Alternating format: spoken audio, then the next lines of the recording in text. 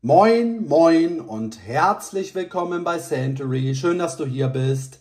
Ja, ich hatte es ja in den letzten Tagen schon auf meinem Instagram-Kanal angeteasert. Heute möchte ich euch eine Aventus-Alternative vorstellen, nämlich The Scent of Peace for Him von der amerikanischen Nischenmarke Bond Number 9. Ja, und dann nutze ich auch gleich mal die Möglichkeit, um eben so ein bisschen Werbung für meinen Instagram-Kanal zu machen. Schaut mal gerne vorbei. Ich starte dort öfter mal Umfragen beziehungsweise teaser immer schon mal das nächste Thema, das nächste Video an. Ihr könnt mir dort auch Privatnachrichten schreiben, deswegen schaut gerne mal bei Instagram vorbei. Den Kanal verlinke ich euch unten in der Beschreibung. Dann starten wir wie immer mit der Flakon-Präsentation. Ja, das typische Bond Number 9 Flakon-Design. Ich finde es cool, es ist mal was komplett anderes. Aber klar, es ist natürlich Geschmackssache. Das Glas an sich ist recht hochwertig. Der Deckel, den finde ich nicht ganz so gut gelöst. Ja, es ist hier so ein bisschen aus Kunststoff, was ja grundsätzlich nicht schlimm ist. Aber es sitzt auch so ein bisschen wackelig auf dem Flakon. Also das finde ich, kann man gerade zu den Konditionen, die dann Bond Number 9 aufruft, tatsächlich ein bisschen besser machen. Aber im Großen und Ganzen, wie gesagt, mir sagt das Design zu. Die Verpackung finde ich auch cool, hochwertige Materialien. Ja, hier sitzt das Parfum dann sicher und fest in der Verpackung, in der Schatulle, also tipptopp gelöst. Aber wie sage ich immer so schön, natürlich geht es primär um die Duft-DNA, um das Parfum, um den Inhalt. Ja, The Scent of Peace for Him, ich sagte es eingangs, ist für mich eine tolle Aventus-Alternative. Also wenn du so die Aventus-DNA magst, wenn du frisch-fruchtige Parfums magst, dann kann The Scent of Peace for Him auch etwas für dich sein. Ich blende euch auch schon mal die Duftnoten ein. Es ist ein Release aus dem Jahre 2013. Ja, wenn man The Scent of Peace for Him aufsprüht, dann bekommt man definitiv Aventus-Vibes. Das lässt sich nicht leugnen. Und dennoch sind die Parfums recht unterschiedlich. Denn The Scent of Peace for Him riecht wirklich sehr synthetisch. Also das müsst ihr wissen. Es ist eine Synthetikbombe. Das ist gar nicht negativ gemeint, aber man riecht die Synthetik wirklich heraus. Und das ist auch meiner Meinung nach der große Unterschied zu Creeds Aventus.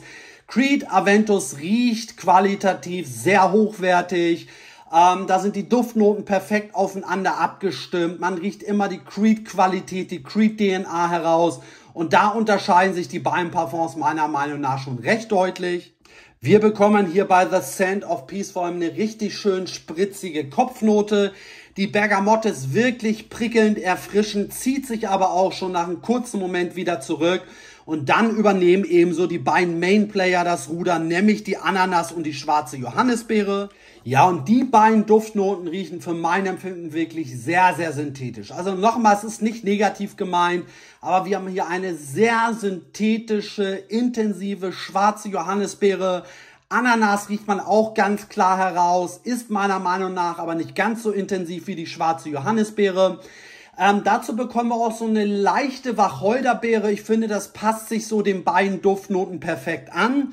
Und wir haben auch eine gewisse Rauchigkeit. Aber die Rauchigkeit ist bei weitem nicht so intensiv wie bei Aventus oder wie man Aventus eben von damals kennt, sondern die Rauchigkeit schwingt nur so ganz leicht mit und ist definitiv nicht einer der Mainplayer. Und das Ganze wird dann im Dry Down durch so eine schöne Zedernholz-Moschusbasis abgerundet. Das heißt, das Parfum wird richtig schön weich, leicht pudrig. Aber wie gesagt, es ist ein wirklich sehr fruchtiges, synthetisches Parfum. Wenn man die beiden Parfums nebeneinander riecht oder vielleicht sogar auch beide Parfums hat, dann riecht man definitiv einige Unterschiede heraus. Es riecht nicht so wie Aventus, aber die Duft-DNA ist definitiv sehr ähnlich. Und in der Luft, die Duftaura riecht tatsächlich auch, ja, ich nenne es jetzt einfach mal für den Laien in Anführungsstrichen wie Aventus. Also mir ist es selbst schon passiert, als ich The Scent of Peace for Him getragen hatte, wurde ich angesprochen, ob ich Creed Aventus trage. Also so in der Luft ist es relativ ähnlich. Man kann also abschließend sagen, dass die Parfums unterschiedlich sind, aber ebenso in dieselbe Richtung gehen. The Scent of Peace for Him ist für mich einfach nochmal, ja, deutlich süßer und fruchtiger und eben sehr synthetisch, aber durchaus eine Gute, tolle Aventus-Alternative. Die Haltbarkeit ist sehr gut. Ich komme da auf mindestens 8 bis 9 Stunden.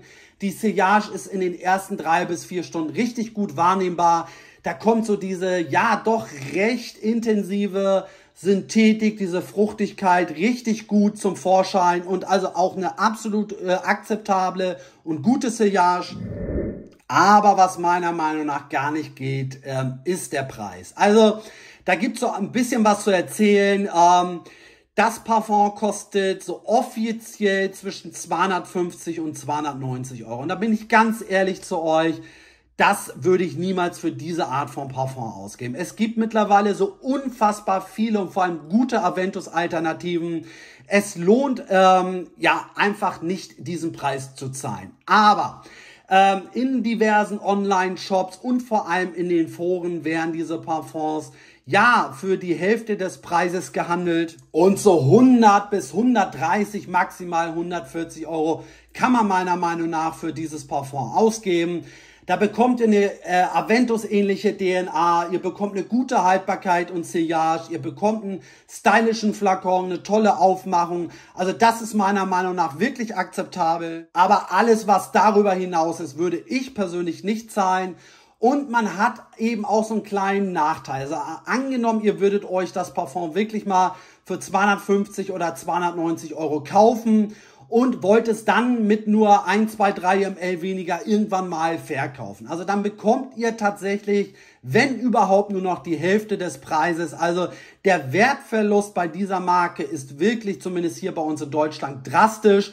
Also das macht wirklich keinen Sinn, den vollen Preis zu zahlen. Schaut da einfach in den Foren, schaut in Angeboten oder nach Angeboten in den Online-Shops und gebt da maximal 100 bis 130 Euro für aus. Ich selbst habe für das Parfum tatsächlich auch nur 80 Euro ausgegeben. Es fehlten nur 5 ml, also es waren 95 ml enthalten. Und jemand hat es inseriert und wollte schnell verkaufen. Und da habe ich zugeschlagen. Also das war wirklich ein Schnapper. Und wie gesagt, man kann aber auch durchaus noch ein bisschen mehr ausgeben. Aber da schaut einfach mal selbst. Und das soll es dann auch für heute gewesen sein. Du kannst ja gerne mal kommentieren, ob du das Parfum kennst, es vielleicht sogar auch besitzt und ja, wie du generell so zu der Marke Bond No. 9 stehst. Ich finde, die haben einige tolle Parfums. Ich habe zum Beispiel noch Lafayette Street. Finde ich persönlich auch noch wesentlich toller und schöner als Ouden von Xerjoff. Und das sage ich wirklich als großer Xerjoff-Fan. Aber Lafayette Street, ja, hat mich da einfach mehr überzeugt als eben Ouden. Aber wie gesagt, kommentiert gerne mal. Und ja, falls du mich und meinen Kanal auch unterstützen möchtest, dann lasse mir doch ein Abo da und aktiviere die Glocke. Ich würde mich freuen und ich sage dann erstmal danke, dass du hier warst, danke, dass du reingeschaut hast. Bleib gesund und munter und bis zum nächsten Mal.